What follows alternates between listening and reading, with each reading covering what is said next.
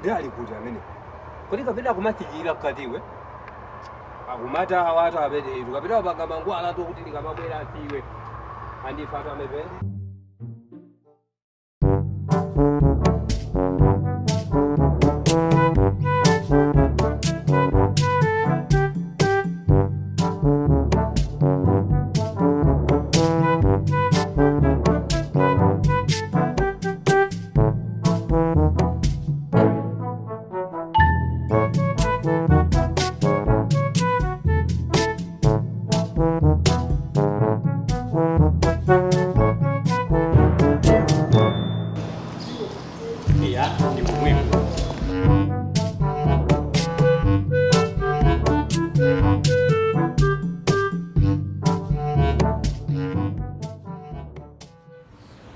Mandoda, che mandoda.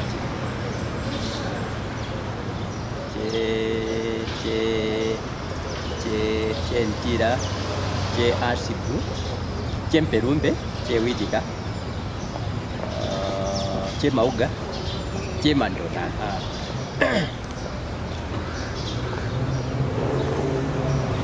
Right, we Malawi manage with the basi. Kodi zo ndenda na kundiimbira so uvoniwo. Namba Jobe. Alo. Alo. Ya. Ndiche mandota ndikuyangwa nche mandota. Ya. Iwanga kajabilo kodi mumandota kati ne chiziro eti. Iwe mumasifa udolo. Mwapeseka bwachi kujobeki. Chimene ndabwerera njoti ndisagwire njito. Ndikagwira njito kungota basi machiko chepa basi andipasa abwana ndalamayo. Mwapeseka bwanji kujobeki osandipasa ndalama sanga. Mukutawa ndalama sanga sono mukutawa mundola wikati we ndikulosani sikuti ndingakusiyeni yayi. Sipungatawe ndi ndalama sanga. Ingakwatira inga mune mpaka natire wawo gachiruka kagande mpera kete. Sindikutawani kuno sindakutawa ndili kunoko ndikupanga za njito ndikangomaliza njito nditumizira ndalama sanga. Mumakapanga sandalama somwesa kujobeki? Mutumisa? Ndikutumizira ndalama. Daima ndibabwino. Ndikuti ndikupatani ndalama ndikutumisirani. Zono kujobeki kulinjira yotumisira ndalama kumalawa? Chindefu money transfer abulajidi umali. Ndikangwa usachi ndefu ndipompo kungotumisa ndalama so basi mafika. Umalandira so kumwepo so sati so mpaka nakugona kapena mwakuti.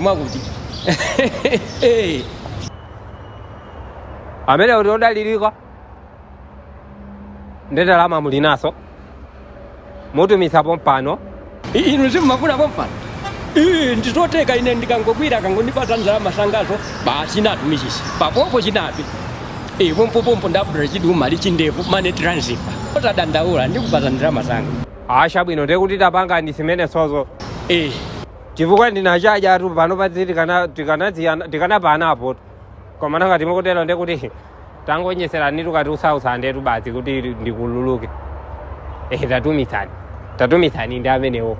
Palibe ngani pamenepo. Asika kwapiri pamene patubola atutili ndi mbale kujobeki itu.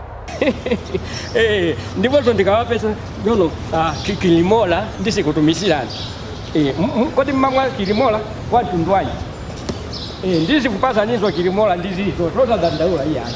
Ive ndi abale anu tukakale mumatinyosa.